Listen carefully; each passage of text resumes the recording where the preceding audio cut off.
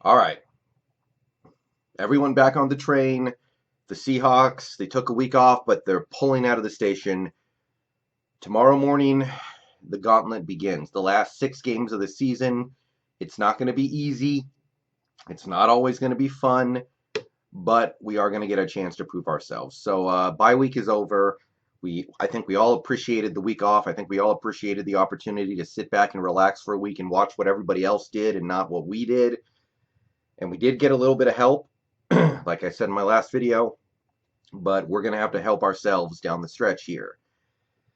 Starts tomorrow morning. We got the Eagles. We're going to Philadelphia to play them, and they're not desperate yet, but they are getting close. They are approaching the point where they need to think about winning out if they want to give themselves a realistic chance at the division. So it's a morning game, which not my favorite thing in the world, but we've done pretty well in the 10 o'clock window the last few years, so it's not the big obstacle that it was once upon a time. However, I am a little bummed that this game got bumped out of the Sunday night window. In my experience, Sunday night flexing is usually reserved for games that are just bad, and this is not a bad game. Granted, they did bump in a better game, but I'm a little surprised they actually flexed this game out when it's clearly got big stakes. But hey, so it is. Now we all get to watch the Niners-Packers game, which I think we'll all appreciate because that game is going to be very important for us as well. Now, as to the game, the bye week, look, I was hoping that we would come out of the bye week with a much cleaner injury report, and to a certain extent we did. We don't have very many players who have their status up in the air for tomorrow, but the actual injury report in terms of who is dealing with bangs and nicks is long. And, I understand that these guys who are listed, Dwane Brown, Tyler Lockett, Quentin Jefferson, Quandre Diggs, Mike Upati, Jason Myers, Jerron Reed, I know they're all going to play. I get that. But to see them show up on this list, which, excuse me, I got a little bit of a wheeze in here, to where, they're clearly playing through some stuff. I was hoping that would clear up a little bit over the bye week, but it really hasn't. So we have to go through the rest of the season knowing all these guys are battling through some some injury issues. And if they end up having those issues exacerbated in a later game, well, it's not going to be shocking. Like, I get the sense that Dwane Brown is hanging on by his fingertips sometimes. And I think that he is one blow to his biceps or one awkward twist away from going on IR. So that has me a little concerned. But Clowney, Luke Wilson, and Nico Thorpe are the only guys who are actually up in the air for tomorrow. So I can't complain too much. We are going to have most of our troops out there, but I will say this, just to put it out there, Ed Dixon practiced for one day, it sounds like, for literally one day, and then he's just out again, and looks like he's done for the season. So, unfortunate news on the Ed Dixon front. We are going to have to lean heavily on Jacob Hollister, and quite possibly, if it comes to it, Tyrone Swoops. So, unfortunate. I was really looking forward to Ed Dixon giving us 6 good games to end the season, and he's not even going to give us one. Sounds like his career might be over. I mean, these last 2 years, he has had no luck staying healthy. So that's probably it for Ed Dixon as a Seahawk. Tragic. I feel bad for him because he did not get the opportunity to really live up to the contract we gave him a couple years ago in free agency. However, we can't really use injuries as an excuse tomorrow, no matter what happens. We got Lockett in there. That was one of the things I was really looking for. That was huge. We do have Lockett out there. We do have the entire offensive line out there, except for, of course, Britt. But we know what's going on with Britt, right? So I'm not looking to use any of that as an excuse tomorrow, no matter what happens, because the Eagles, oh boy. Let's look at this real quick. Lane Johnson is out. That's big. He's an elite right tackle in this league. We know Deshaun Jackson's out probably for the rest of the season. No Jordan Howard, quite possibly. Alshon Jeffrey, questionable. Nelson Aguilar, questionable. I mean, this Eagles offense, and okay, let's just segue into talking about this game. This Eagles offense is beyond crippled right now. Okay, no Deshaun Jackson means they have nobody who can take the top off of the defense. Alshon Jeffrey being hampered by an injury, and Nelson Aguilar being severely hampered by an injury. It looks like basically takes away all of their ability to threaten a defense from the outside. They have nothing at wide receiver that can really intimidate you as an NFL defense. There is a universe. It is very possible that tomorrow the Eagles are going to be lining up with J.J. Arcega-Whiteside, Mac Hollins, and Jordan Matthews at wide receiver. That is very possible, guys. And those three guys, I mean, Jordan Matthews is the most mediocre receiver I've ever seen in my life.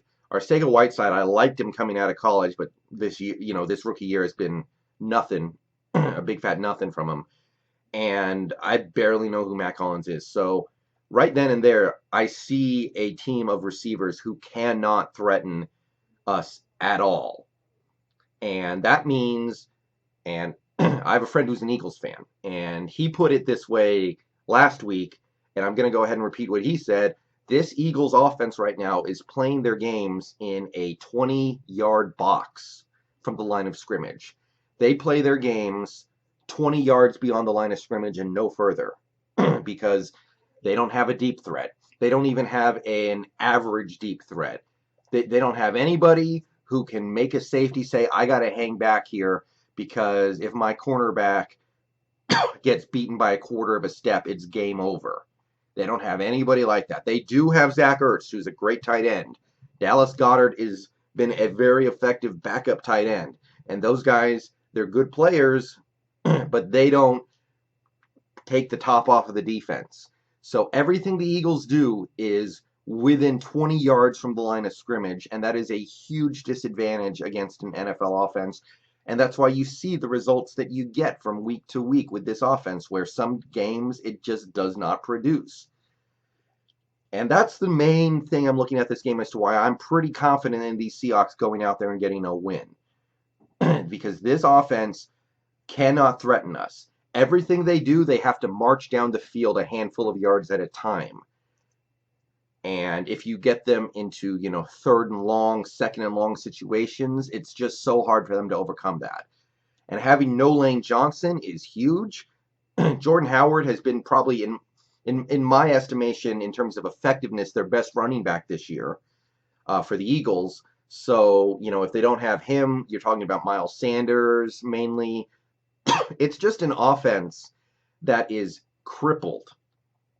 So I'm looking for this defense, Clowney or no Clowney, and whatever we're doing at nickel cornerback to go out there and perform. This is the kind of game where it might make a lot of sense to play three linebackers, actually. I've been hard on the three linebacker sets this year, but with these garbage receivers that the Eagles are likely going to be tossing out there, because, even if Aguilar's out there, even if Jeffrey's out there, those guys, they're not going to threaten you over the top. They're not terrible players, but they are not going to take the top off.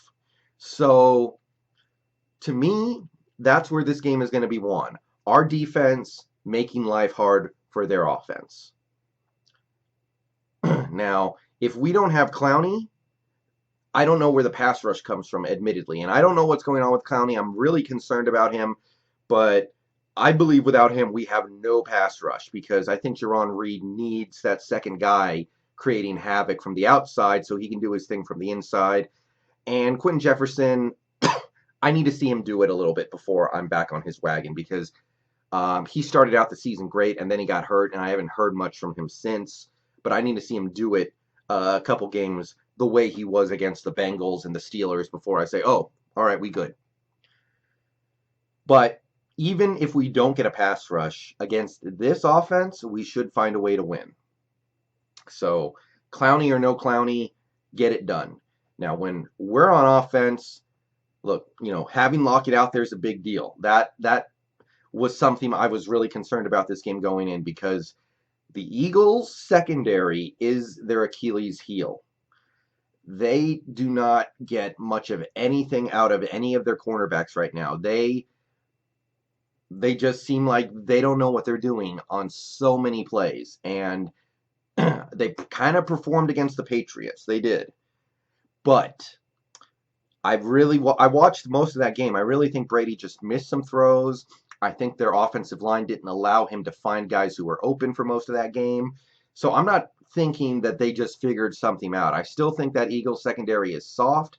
I think they can be beaten. Excuse me.